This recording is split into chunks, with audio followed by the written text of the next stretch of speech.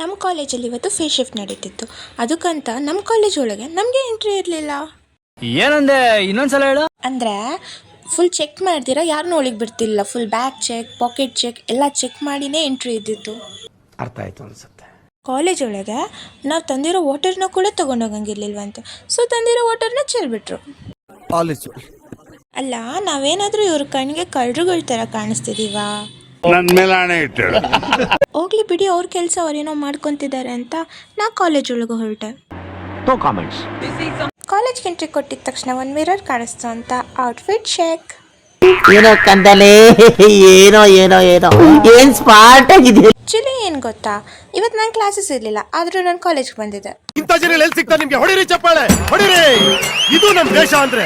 Activity points ಬೇಕು ಅಂತ ನನ್ನ ಫ್ರೆಂಡ್ಸ್ ಜೊತೆ ಸೇರಿ ಫೇಸ್ ಶಿಫ್ಟಲ್ಲಿ ಒಂದು ಆ್ಯಕ್ಟಿವಿಟಿಯಲ್ಲಿ ಪಾರ್ಟಿಸಿಪೇಟ್ ಮಾಡಿದ್ದೆ. ಅದರಲ್ಲಿ ಒಂದು ಕೊಡಿಸ್ಬೇಕು ನನಗೆ.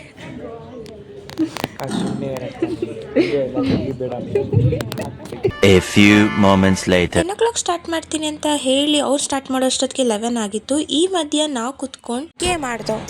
ಇದು ಆಕ್ಚುಲಿ ಚೆನ್ನಾಗಿರೋದು. ಆಡು ಆಟ ಆಡು, ನೀ ಆಡು ಆಡು ಆಡಿ ನೋಡು. ರಾಜ ಹೇ ರಾಣಿ ಯೇ ಜಾಕಿ ಓ ಜೋಕರ್ ಎದುರಲ್ಲಿ ನೀಗಾ ಇಡು.